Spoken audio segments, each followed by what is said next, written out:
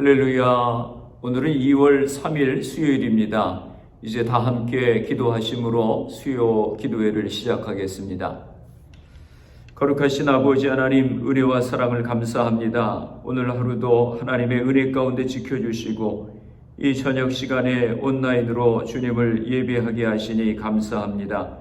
매일매일의 삶 가운데서 주님과 동행하게 하시고 주의 말씀 가운데 거할 수 있는 저희들이 되게 하여 주시옵소서. 베레아 성도들이 말씀을 간절히 사모하고 매일같이 말씀을 상고했던 것 같이 저희들도 주님의 말씀을 사모하고 말씀을 가까이 하게 하여 주시옵소서.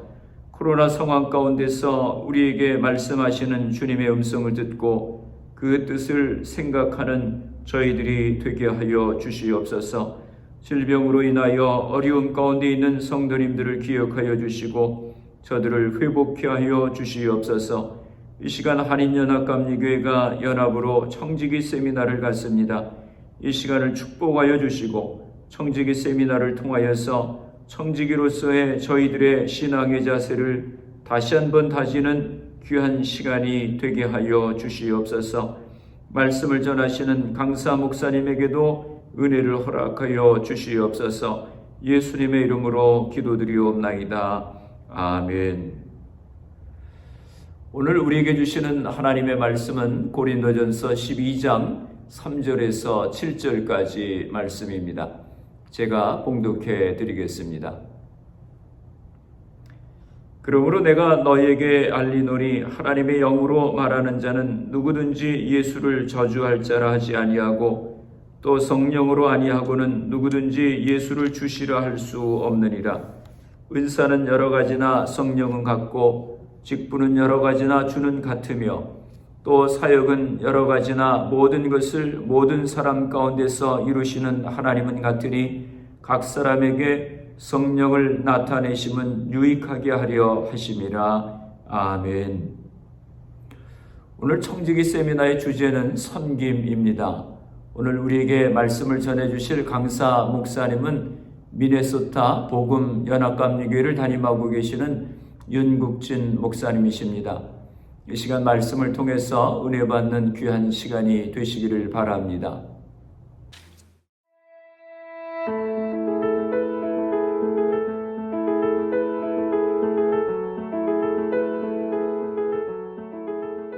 전국에 계신 한인연합감리교회 성도 여러분 평안하셨는지요? 저는 미네소타에 있는 복음연합감리교회 윤국진 목사입니다. 이렇게 2021년 새해를 맞이해서 우리 교회들이 연합해서 이렇게 청지기 세미나를 갖게 된 것 너무 또 귀하고 또 감사한 일입니다. 여러분, 코비드-19 팬데믹은 우리로 하여금 이렇게 전혀 새로운 환경에서 교회를 섬기도록 하게 만듭니다. 미국 전역에 있는 우리 한인연합감리교회 교회들이 연합으로 이렇게 청지기 세미나를 갖게 된 것, 정말 이전에는 생각할 수 없는 일이었죠. 아마 각 개교회별로 하든 또 못하든 이렇게 할 수 있었는데 이렇게 또 새로운 방식으로 연합으로 또 세미나를 같이 갖는다라는 것은 어려운 가운데서도 하나님 우리에게 주신 또 새로운 길이라고 믿습니다. 여러분, 많은 사회학자와 미래학자들이 앞으로 이 코비드-19 이전과 또 이후로 문명은 구분되어질 것이라고 말합니다. 이런 전망에도 지금 우리가 이 한가운데 들어있기 때문에 도대체 무엇이 어떻게 변화되어질까에 대한 감을 잡기가 쉽지가 않죠. 마치 태풍의 눈 한가운데 들어있으면 이렇게 바람도 안 불고 또 마치 맑은 날인 것처럼 착각하게 만드는 그것이 오늘 우리들이 코비드 한가운데 들어있기 때문에 그렇게 상황에 대해서 잘 이해하지 못하게 만드는 것 같습니다.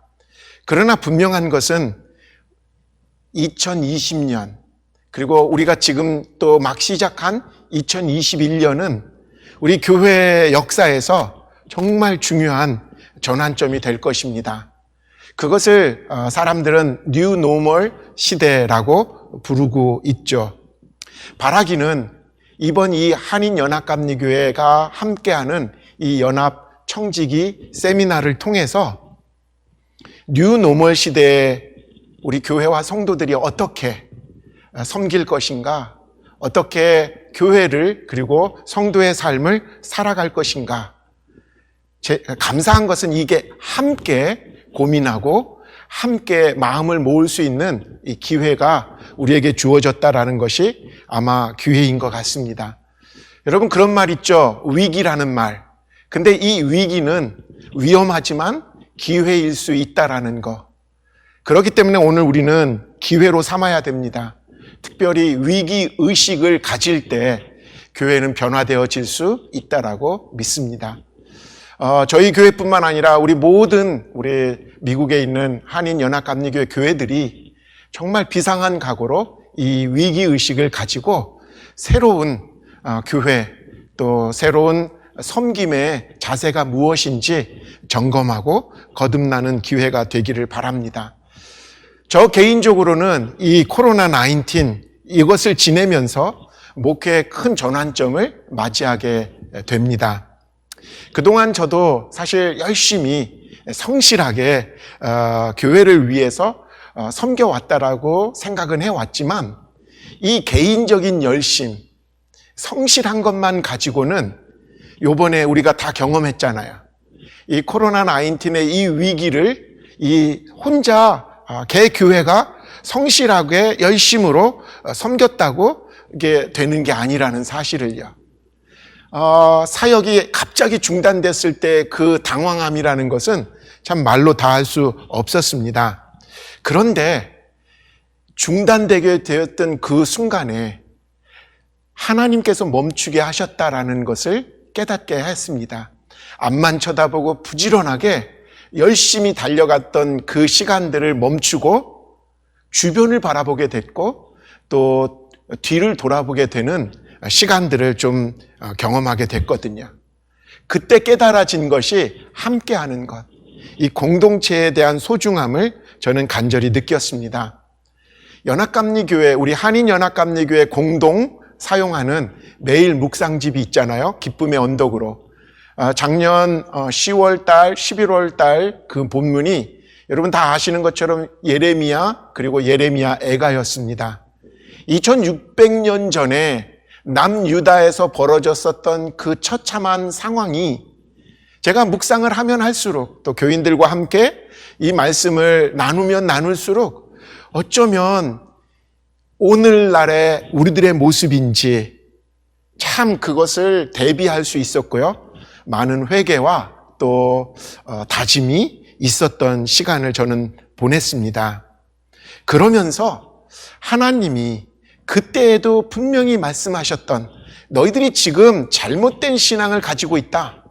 너희들이 지금 예배를 한다고 하면서도 모인다고 하면서도 그것은 하나님 앞에서 우상숭배고 그리고 탐심이다 라고 말씀하시는 그 부분이 오늘 우리들이 지금 이 코로나19 이 팬데믹을 겪으면서 또 우리 스스로를 돌아보는 우리들의 지금 상황인 것을 깨닫게 됩니다.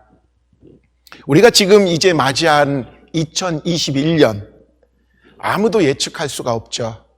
코로나 백신을 이제 맞기 시작하는데 이게 이걸로 인해서 금방 잠잠해질지 경제가 바로 회복될 수 있을지 이건 아무도 사실 예측할 수 없는 일이죠.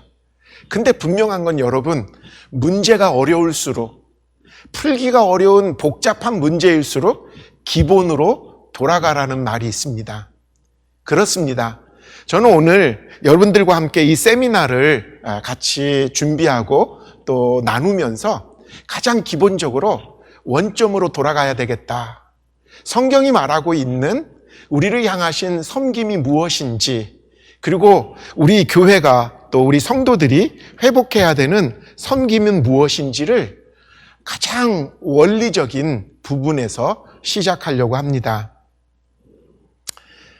자, 뉴노멀 시대, 코로나19이 바꿔놓은 정상이 아닌 새로운 정상 시대에 우리는 무엇을 염두에 둬야 될까? 저는 전제 조건으로 공동체성의 회복을 화두를 두고 싶습니다. 여러분, 이번 코로나19 이 전염병의 원인, 물론 이렇게 저렇게 다 말할 수 있겠지만 광의적으로 정리해 본다면 극도의 개인주의와 절제되지 못한 후기 자본주의의 탐욕스러운 가치관이라고 정리해 보지 수 있지 않을까 싶습니다.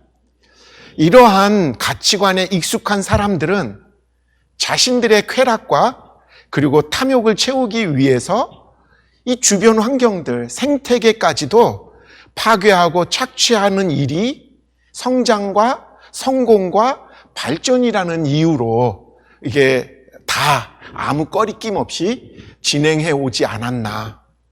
이러한 개인주의적인 탐욕스러운 삶은 하나님이 원하시지 않는, 아니 교회와 성도는 오히려 이 산과 맞서야 되는 그런 우상 숭배였다라는 것을 우리는 성경을 통해서 분명히 알게 됩니다. 골로새서 3장 5절을 또 한번 읽어보면, 그러므로 땅에 속한 지체의 일들, 곧 음행과 더러움과 정욕과 악한 욕망과 탐욕을 죽이십시오. 탐욕은 우상 숭배입니다. 여러분, 우리가 2600년 전 남유다에서 그들이 멸망한 이유가 우상 숭배라고 끊임없이 얘기하고 있는데, 오늘날 우리들의 우상 숭배가 다른 게 아니라는 거죠. 개인주의에 찌들은 탐욕스러운 삶, 그리고 그 가치관이 바로 우상 숭배라는 것입니다. 이제 우리는 코로나19 이후를 살아가야 되는데, 이것이 뉴 노멀 시대를 살아가야 되는데, 우리가 어떻게 이 뉴 노멀 시대에 교회 그리고 성도답게 어떤 섬김이 돼야 되는지, 그 관점에서 오늘 이 세미나를 이어가려고 합니다. 이 세미나의 시작은 요한복음 3장 16절과 요한일서 3장 16절을 비교함으로 본론으로 들어가려고 합니다. 여러분, 요한복음 3장 16절 너무 잘 아시죠? 제가 세 번역으로 한번 읽어보겠습니다. 하나님께서 세상을 이처럼 사랑하셔서 외아들을 주셨으니 이는 그를 믿는 사람마다 멸망하지 않고 영생을 얻게 하려 하는 것이다. 너무나 잘 알죠.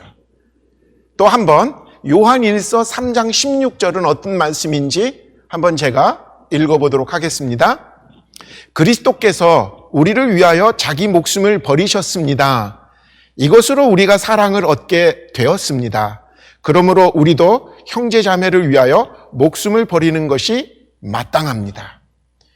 요한복음 3장 16절 거의 안 외우는 분은 없으시겠죠? 모두가 다 익숙한 말씀이죠? 그런데 요한일서 3장 16절, 같은 사도 요한에 의해서 기록되어졌다라고 하는 이 요한일서 16절을 외우고 늘 마음에 새기며 사는 사람은 참 부족한 것이 우리의 현실은 아닌지요.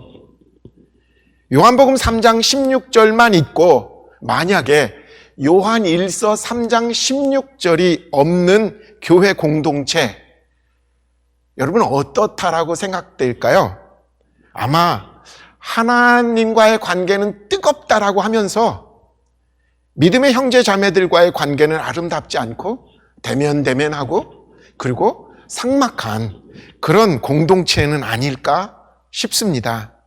오늘날의 교회와 성도들이 혹시 개인주의 그리고 탐욕에 너무 익숙해서 의도적으로 요한일서 3장 16절은 외면하고 지내온 것은 아니었는지, 지금 코로나19 이후를 살아가는 그 삶을 준비해야 되는 오늘 우리들에게 한번 점검해야 되는 말씀이라고 저는 깨닫게 됩니다. 예수님 늘 말씀하셨죠. 보이지 않는 하나님을 사랑한다고 하면서도 보이는 옆에 있는 형제 자매들을 사랑하지 않는 것, 그것은 거짓이라고. 우리의 믿음이 이제 좀 위기의 순간에 본질을, 그리고 무엇이 중요한지를 살펴야 된다라는 것입니다. 하나님은 이번 코로나19을 통해서 이 땅의 교회들은 세상의 핍박과 방해에 의해서 없어지는 게 아니라 정말 아주 작은 눈에 보이지도 않는 이 바이러스에 의해서 한순간 문을 닫을 수도 있는 이 상황을 우리는 경험하게 되었습니다. 이 세상의 교회가 영원토록 완전할 거라고 착각했었던 그 착각이 이번에 사실 무너지게 된 것이죠. 그런데 놀라운 것은 이 어려움 중에서도 공동체성을 간직하고 서로 사랑을 유지한 교회들은 계속해서 그들의 모임에 간절함이 있고 그 귀함이 있더라고요. 그런데 그냥 주일날만 되면 그냥 출석했었던 그런 교회들은 정말 심각한 위기를 겪고 있는 것이 오늘 우리들의 현실입니다. 여러분, 우리가 정말 이번 기회에 잊지 말아야 되는 건 이 땅의 교회가 자칫 잘못하면 한순간에 교회가 이 땅에서 존재하지도 못하겠구나라는 위기의식을 우리는 가져야 됩니다. 그럴 때 제가 이번에 깨달았어요. 뭐냐면, 그래, 하루라도 하나님 앞에서 교회다운 교회로 존재하다가 없어지는 게 낫지. 그런 것이죠. 성도도 마찬가지고, 목사도 마찬가지고, 교회 중직자들도 마찬가지. 교회가 없어질 수도 있는 그 상황에서 평생 후회할 수 있잖아요. 근데 없어져도 후회하지 않을 그 각오가 돼 있는 게 뭐냐면, 바른 교회, 교회다운 교회를 위해서 수고한 것이라면 그건 없어진 게 아니라고 생각하게 됩니다. 그래서 저는 하나님이 주신 마지막 기회라고, 위기, 교회가 닥친 이 위기 앞에서 하나님이 주신 마지막 기회라고 생각하는 거예요.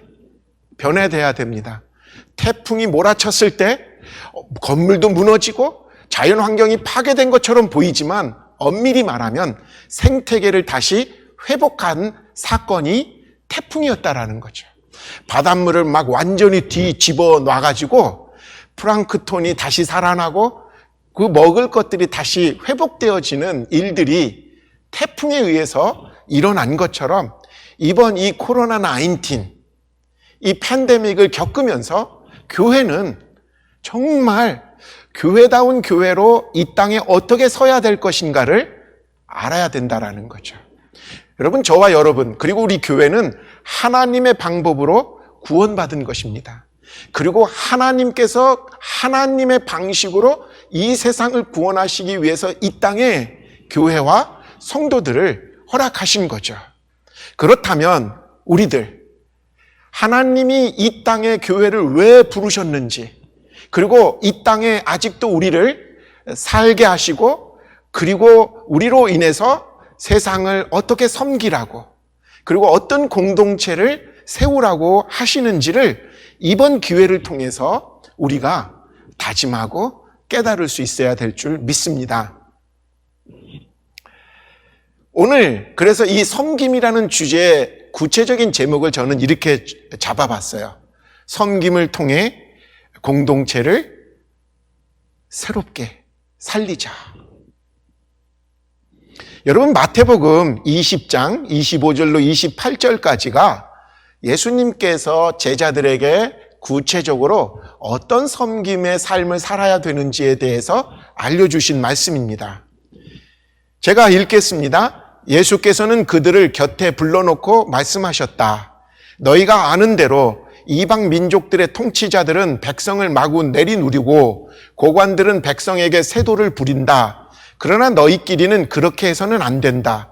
너희 가운데서 위대하게 하고자 하는 사람은 누구든지 너희를 섬기는 사람이 되어야 하고, 너희 가운데 으뜸이 되고자 하는 사람은 너희의 종이 되어야 한다. 인자는 섬김을 받으러 온 것이 아니라 섬기러 왔으며 많은 사람을 위하여 자기 목숨을 몸값으로 치러주려고 왔다.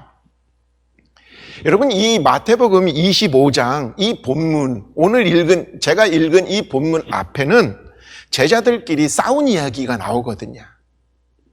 서로 높은 자리를 차지하기 위해서 다투는 장면이었어요. 그런 제자들을 보시고 예수님은 불러 오십니다. 그리고는 제자들에게 이렇게 공동체는 세상의 권력자들이 만든 그런 모습의 공동체가 되어서는 안 된다고 주의를 주죠. 세상이 만든 공동체의 특징은 언제나 피라미드 구조입니다. 최고의 권력자가 가장 꼭대기, 홀로 정점에 위치해 있죠. 그리고는 밑으로 내려갈수록 힘없고 백없는 사람들로 채워지게 됩니다. 맨 꼭대기에는 권세와 힘을 독점하고 모든 것을 지시하는 사람으로 우뚝 서 있습니다. 그래서 세상에는 그 위에 있는 사람들이 밑에 있는 사람들을 갑질하는 거예요. 그래서 갑질당한 을들은 서로 또 격려하는 게 아니라 을이 또 을을 또 을질하는 거죠. 참 그래서 세상이 고통스럽고 정의롭지 않게 됐다라고 말하는 것입니다. 그런 세상의 구조, 세상의 권력자들이 만든 세상의 이 피라미드 구조를 예수님은 거부하라고 말씀하십니다. 그러면서 예수님이 이렇게 말씀하시죠. 너희끼리는 그렇게 해서는 안 된다고. 여기서 너희라는 말은 예수 그리스도를 따르는 제자들, 그리고 이 땅에 하나님 나라의 공동체를 꿈꾸는 하나님 나라 공동체를 의미하는 것입니다. 예수님이 말씀하시는 하나님 나라의 공동체는 어떤 모습이어야 될까? 이게 세상이 만들어 놓은 이 피라미드 구조라면 예수님이 꿈꾸는 하나님 나라의 공동체는 어쩌면 이 거꾸로 되는 역 피라미드 구조를 띄어야 된다라고 말하는 것이죠. 그래서 upside down kingdom, 거꾸로 된 나라가 하나님 나라의 가치관이 되는 것입니다.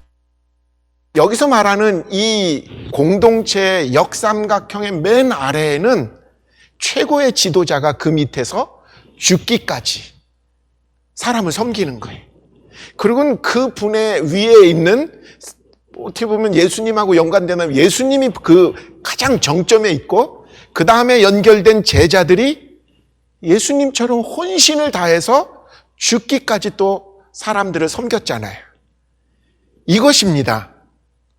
정말 교회 역사에서 보면 예수님의 그 십자가에서의 헌신과 죽으심, 그리고 그 죽으심과 그 십자가에 연관된 제자들의 순교, 이게 바로 이 땅에 교회 공동체가 세상을 변화시키는 정말 역동적인 구조의 역피라미드 구조가 되었던 것이죠. 이처럼 성경에서 말하는 공동체는 세상의 권력자들이 만들어 놓은 공동체와는 전혀 다르다라는 거예요. 자신의 힘과 권위, 지식과 능력, 경험과 재물로 이 역 피라미드에 들어있는 사람들은 더 많은 사람을 섬기는 일에 수고하는 거죠. 그게 하나님 나라의 리더라는 거예요. 그게 어쩌면 교회 안에 리더인 것이죠. 이것이 예수께서 제자들에게 가르쳐 주신 진정한 하나님 나라의 공동체의 핵심인 것입니다. 교회는 세상 속에 세우신 하나님 나라의 공동체입니다. 그렇기 때문에 교회는 세상적인 마인드를 가지고 세상적인 그 구조에 익숙한 사람들이 교회 안에서 그 형태를 보이면 보일수록 교회는 세상에서 추해지는 거예요. 세상과 교회가 전혀 다르지 않네? 라고 실망하고 교회를 찾아왔다는 사람들이 떠나는 이유가 바로 딴 게 아니에요. 세상과 전혀 다름이 없는 교회의 이 구조적인 모습 때문에 그렇다라는 거죠. 아직도 저는 교회에 희망이 있다라고 믿습니다. 그것은 아직도 세상이 교회를 지적하고 욕하기 때문에 그렇다고 전 역설적이에요. 왜? 교회를 아직도 기대하고 교회만큼은 좀 달랐으면 하는 기대가 있다라는 뜻이잖아요. 맞습니다.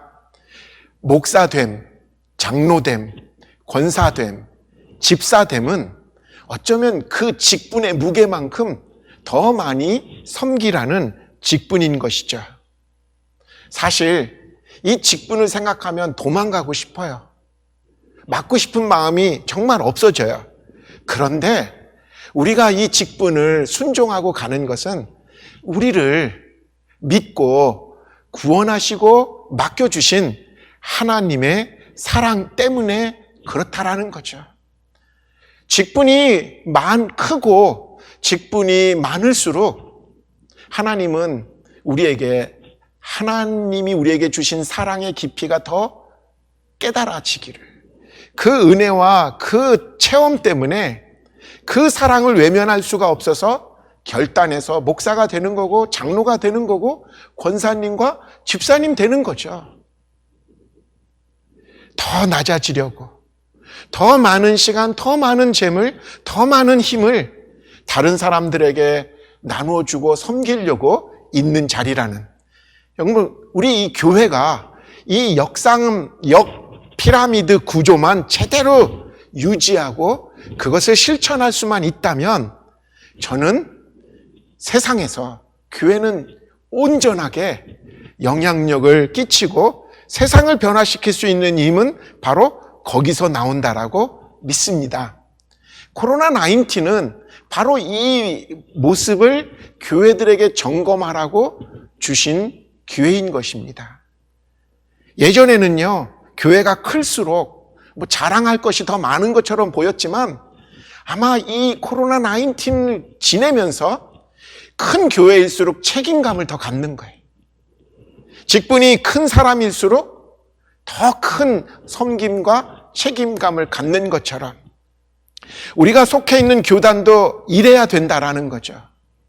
가장 밑바닥에서 가장 크게 섬겨야 되고 헌신할 분은 감독님이, 감리사님들, 담임 목사들, 그리고 직분자들, 이런 구조가 분명히 우리 안에서 다시 회복돼야 되는 구조라는 것.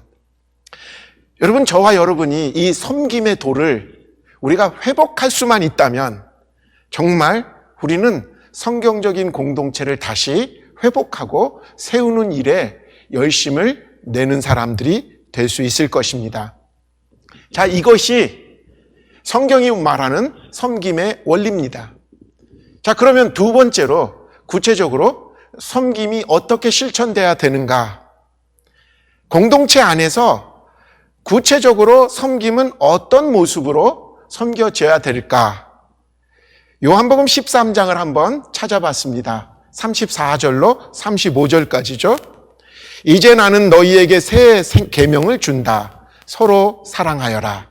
내가 너희를 사랑한 것 같이 너희도 서로 사랑하여라. 너희가 서로 사랑하면 모든 사람이 너희가 내 제자인 줄을 알게 될 것이다. 여기서 우리는 서로 사랑에 대해서 주목해야 됩니다.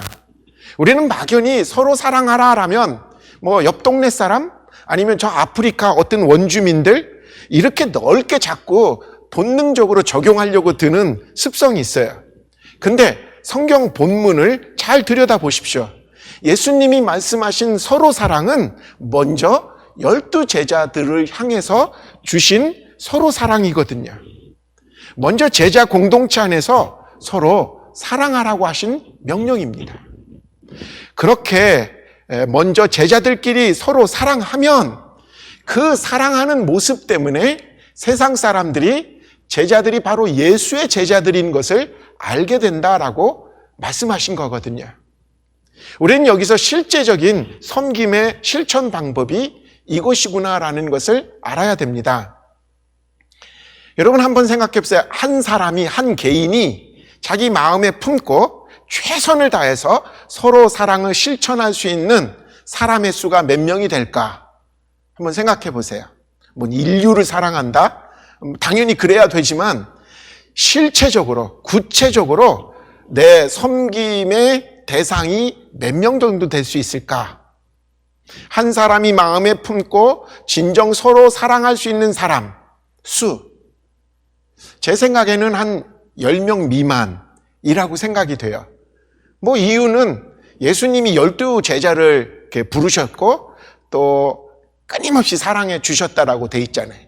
근데 그 12명 중에 한 명은 놓쳤어요. 그러니까 11명. 근데 이 11명이 예수님이 끝까지 사랑하신 제자 수인데, 우리가 누구라고 뭐 10명 이상을 우리 마음에 품고 뭐 예수님처럼 그렇게 사랑할 수 있을까? 그래서 제 생각에는 10명 미만이 적어도 실질적으로 우리가 사랑할 수 있는 서로 사랑의 규모가 아닐까라는 생각을 하죠. 그래서 교회들이 10명 미만으로 소그룹을 속회나 뭐 샘터나 목장을 구성하는 게 좋다라는 생각을 하게 됩니다. 그 소그룹 안에서 서로 사랑을 실천하게 하는 거죠. 오늘날 그리스도인들이 가까이 있는 사람은 사랑하지 않고 그냥 두루뭉실하게 모든 그리스도인들을 사랑한다라고 말하는데, 여러분 그 말은 나는 아무도 사랑하지 않아 라는 말하고도 같은 말일 수도 있다라는 것. 구체적으로 사랑할 대상이 없기 때문에 그냥 다 사랑하지 뭐 이렇게 말하는 건 아닌지.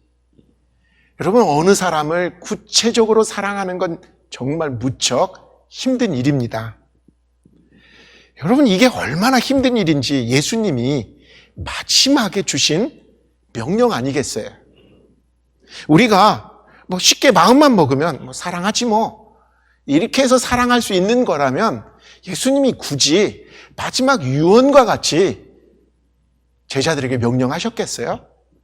어렵고 어려운 일이니까, 버겁고 힘든 일이니까 이런 서로 사랑이 위대한 계명으로 주신 거다라는 생각을 합니다.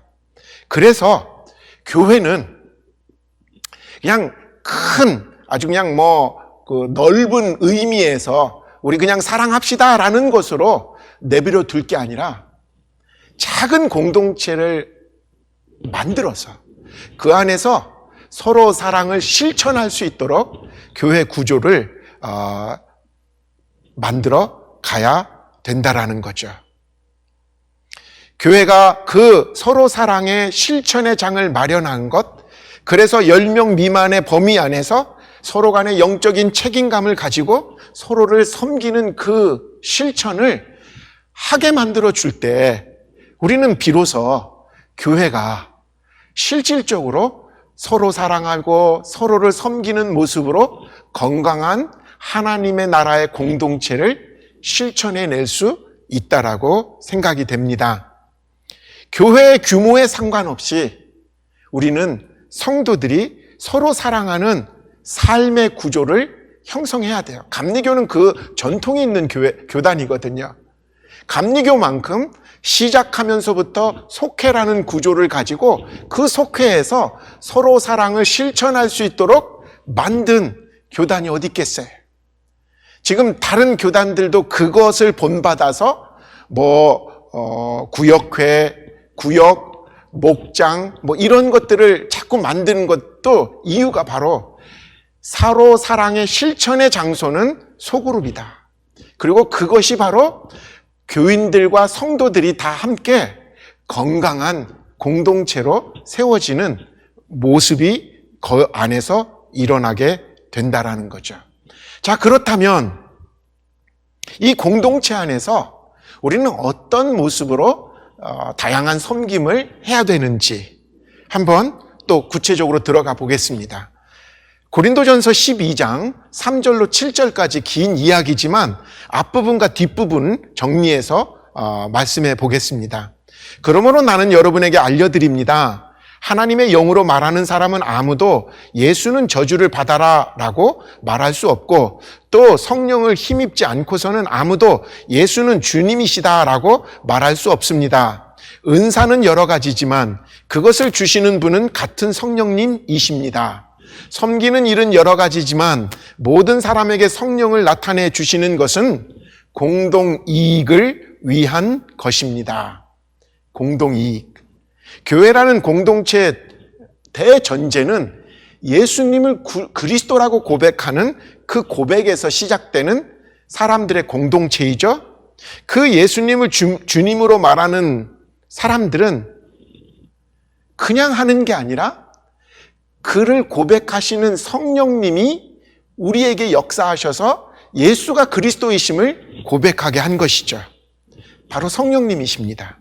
성령님은 우리 각자를 각자 다양한 은사로 이렇게 모아주셨고, 그리고 각자의 은사로 섬기도록 지금도 이끄십니다.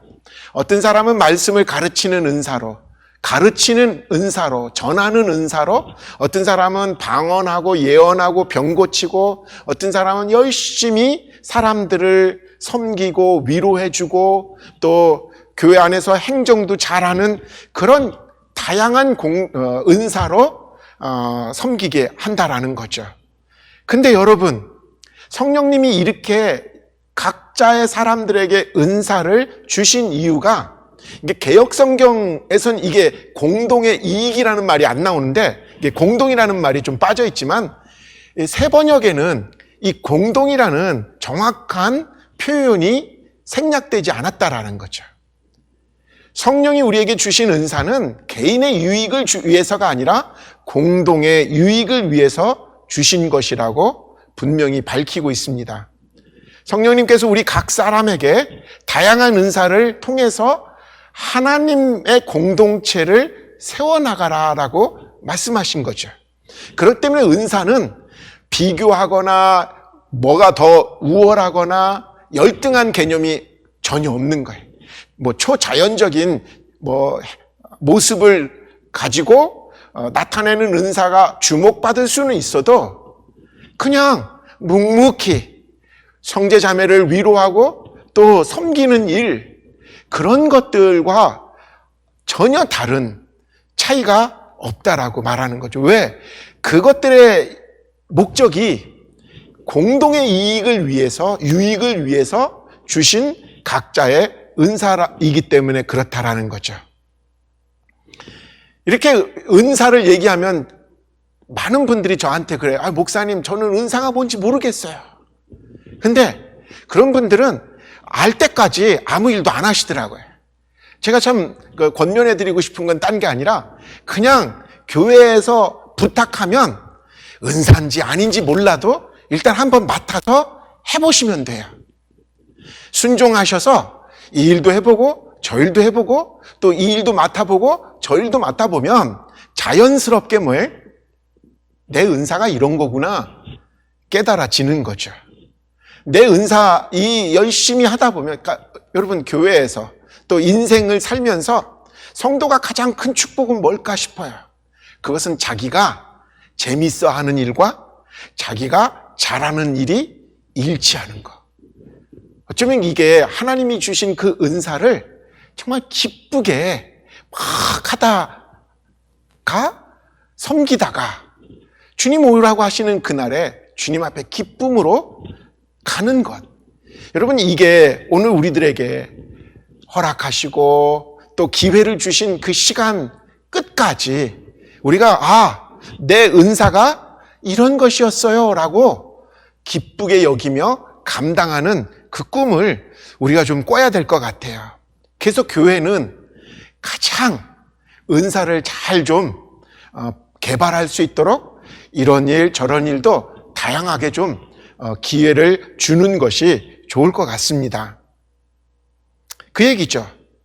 이제 말씀을 조금씩 좁혀가는 거죠. 이제 공동체에서 열심히 섬기다 보면 은사, 내게 주신 그 은사로 이 공동체의 유익을 세워나가는 그 모습을 보면서 이제 우리는 이 공동체가 우리가 있는 이 자리에서 독특하게 하나님이 주신 비전을 발견하게 되고, 그리고 그 비전을 더 구체적으로 세워나가는 단계까지 이르게 됩니다. 베드로전서 2장 9절에 보면 그 결론이 나오죠. 그러나 여러분은 택하심을 받은 족속이요, 왕과 같은 제사장들이요, 거룩한 민족이요, 하나님의 소유가 된 백성입니다. 그래서 여러분을 어둠에서 불러내어 자기의 놀라운 빛 가운데로 인도하신 분의 업적을 여러분이 선포하는 것입니다. 교회로 모인 신앙 공동체의 가장 큰 기쁨은 예수로 말미암아 변화된 자들이 내가 누군지, 바로 내가 택함 받은 하나님의 자녀임, 그리고 왕 같은 제사장으로, 거룩한 민족으로, 하나님의 소유된 백성으로 우리의 정체성이 새로워졌다라는 것을 깨달아서 그때부터는 뭐예요? 왕 같은 제사장으로 사는 거예요. 우리의 삶 속에서 하나님을 자꾸 드러내는 거죠. 하나님께, 우리 주변에 하나님을 알지 못하는 사람들을 자꾸 연결시켜주고, 그리고 살아계신 하나님이 어떤 역사가 일어나는지를 자꾸 내가 내 삶 속에서 하나님이 부어주신 그 기쁨을 나눔으로 사람들을 끊임없이 하나님께 인도해 나가는 일을 우리가 한다라는 거죠.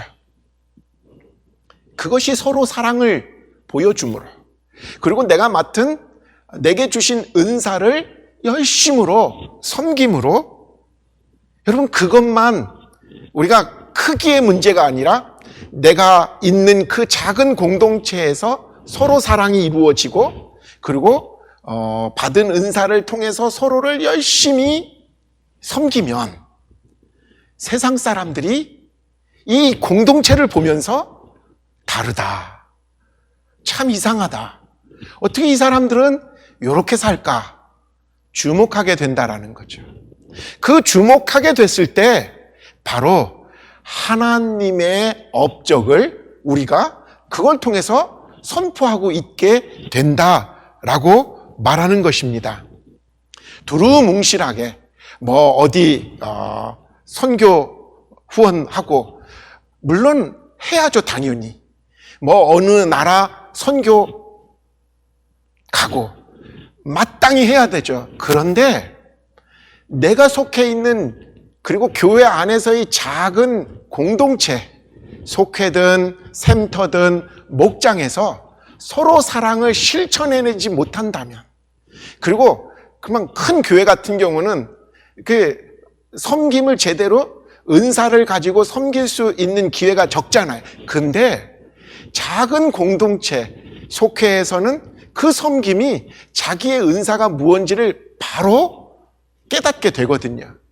그래서 그 은사가 드러난 그 공동체 안에서 여러분들이 열심으로 사랑하고, 그리고 열심으로 받은 은사를 섬길 때 여러분 그게 자연스럽게 전도로 이어지게 됩니다.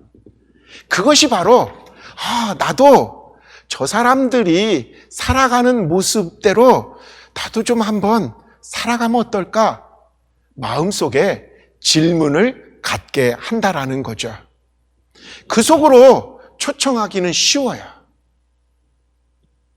그 작은 공동체에 한 사람을 초청하기는 쉽다라는 거. 이렇게 공동체 안에서 섬김을 하다 보면요, 너무너무 기뻐해요, 사람들이.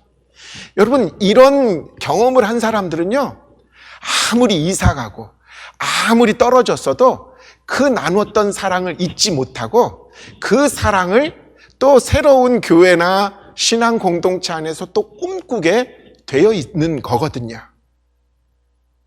여러분, 이것이 바로 이 땅에 하나님 나라의 공동체를 세우신 하나님의 뜻이라는 것. 우리가 모인 이 교회, 그리고 이 교회 안에 우리가 구성해야 될 작은 공동체를 허락하신 이유는 우리끼리만 즐겁고 끝나서는 안 된다라고 결국은 생각하게 하거든요. 너무너무 즐겁고 너무너무 기쁜 교제가 깊어지면 여러분 그 속에서 하나님의 비전을 그 공동체는 또 발견하게 돼 있습니다. 성경은 바로 오늘 본문에서 어둠에서 빛 가운데로 인도하신 분의 업적을 선포하게 하려고 우리를 새롭게 만들고 우리를 서로 사랑하게 하고 우리를 서로 다양한 섬김을 통해서 은사를 통해서 섬기게 하신 이유라는 거죠. 교회를 통해서 세상에 하나님이 하고 싶어 하시는 일이 있어요. 하나님은 살아계시다. 하나님이 어렵고 힘든 이 상황 속에서도 교회가 어떻게 기뻐하고 어떻게 서로 사랑하고 어떻게 다양한 은사로 섬기는지를 보임으로 말미암아 하나님은 정말 살아계시구나. 이거를 이 땅의 교회가 보여야 된다는, 이게 교회 공동체의 소명이죠. 부흥은 다른 게 아닙니다. 숫자로 늘어나는 것만이 부흥이 아니라 교회가 이 일을 통해서 세상에 하나님이 살아계심을 증거하는 일들이 자꾸 일어나는 것이, 그게 리바이벌, 그게 바로 부흥이라는 것, 다시 살아나는 거죠. 교회가 지금 몇 명이 모이고 재정이 얼마냐 가지고 자랑했었던 것은 이제 옛날 얘기가 될 수밖에 없어요. 그건 코로나19 이전에 교회의 자랑일 수밖에 없어요. 이제 교회는 얼마나 서로 사랑을 공동체 안에서 실천했는가. 그리고 그 공동체 안에서 다양한 은사를 개발하고 그리고 그것을 통해서 온전하게 되는 경험을 했느냐. 여러분, 그 자체가 바로 하나님의 빛을 선전하고 드러내는 일이 되기 때문에 그렇다라는 거죠. 우리의 섬김이 교회의 양적인 크기에 영향을 미친다라고 하면서 막 거기에 맞춘 그 섬김 세미나들이 많았었어요. 예전에 임원 수련회는 어떻게 사람들을 신방하고 어떻게 사람들을 관리하고 새신자들을 얼마만큼 더 컨택을 해서 얼마만큼 붙잡아 둬야 되는지, 이런 것들에 대해서 끊임없이 개발했는데 나중에 좀 허탈해지는 것은 그 다단계 사업을 그동안 우리가 배웠나 싶은 생각이 드는 거죠. 여러분, 이제 모두가 어려워지는 이때, 이제 본질만 남는 이때 공동체가 어떻게 회복되어지는지를 우리는 다시 말씀을 통해서 깨닫게 되었습니다.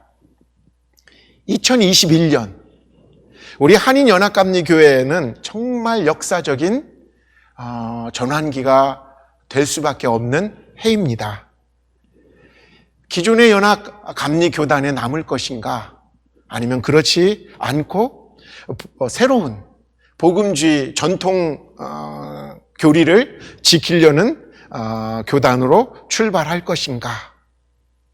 참 어려운 결단이 있어야 될 것이고 또 어려운 출발이 예상되는 한 해입니다. 근데 오늘 저는 우리 한인교회가, 그리고 한인교회 총회가 어떤 교단의 문제가 아니라 주님께서 기대하시는 이 땅에 서로 사랑하는 그 공동체를 회복하는 그 일에 먼저 애쓰고 수고해야 된다라고 깨닫게 됩니다. 어쨌든 우리가 새로 또 시작해야 되는 그 교단은 세상의 피라미드 구조의 교단이 되어서는 안 된다는 것. 권위주의와 위로부터의 지시, 그리고 그 무조건 일사불란하게 막 따라가야 되는 그런 구조 가지고는 하나님 나라의 공동체는 이 땅에서 워킹하지 않게 됐다라는 것. 말씀 그대로 예수를 닮은 리더십, 먼저 본이 되는, 그래서 가장 밑바닥에 있는, 가장 수고하는 자가 그 구조에 가장 섬기는 리더인 사실을, 역피라미드 구조를 우리는 지향해야 된다라는 것. 이게 시작점이었으면 좋겠어요. 교회마다 이런 구조로 변화시키고, 그리고 이 구조가 바로 교회 안에 그저 정말 작은 그룹에서부터 사랑을 실천할 수 있도록 만들고, 그 구조 안에서 서로 섬김의 그 은사를 확인하고 실천할 수 있도록 만들어 갈 수 있다면, 이 섬김의 본을 통해서 분명히 새로운 시대, 새로운 부흥의 은혜를 경험하는 우리 모든 한인연합감리교회 교회들이 될 줄을 믿습니다. 여러분들에게 정말 어쩌면 원리적인 말만 우리가 오늘 이 시간 제가 나누는지 모르지만, 가장 복잡할 때, 가장 어려울 때 원리로 돌아가는 것, 그것이 답일 수밖에 없다라는 마음으로 오늘 나누었습니다. 여러분들이 이제 흩어져서 제가 드린 질문 가지고 여러분 교회에 맞는 섬김이 무엇일까? 내 모습은 어떤 모습인가? 한번 나누시고 또 각자 교회에서 결단하시고 또 새롭게 되어지는 은혜가 있기를 바랍니다. 자, 오늘 이 시간 여기까지 마치겠습니다. 감사합니다.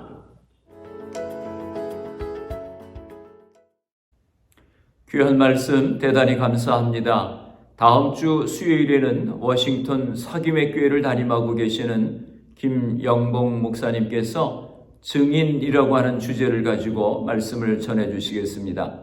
이 시간 주기도문 하심으로 수요 청지기 세미나를 마치겠습니다. 하늘에 계신 우리 아버지여, 이름이 거룩히 여김을 받으시오며 나라가 임하시오며 뜻이 하늘에서 이루어진 것 같이 땅에서도 이루어지이다. 오늘 우리에게 일용할 양식을 주시옵고 우리가 우리에게 죄 지은 자를 사하여 준 것 같이 우리 죄를 사하여 주시옵고 우리를 시험에 들게 하지 마시옵고 다만 악에서 구하시옵소서. 나라와 권세와 영광이 아버지께 영원히 있사옵나이다. 아멘. 수요 예배를 마쳤습니다. 오늘 밤도 주 안에서 평안한 밤 되시기를 바랍니다.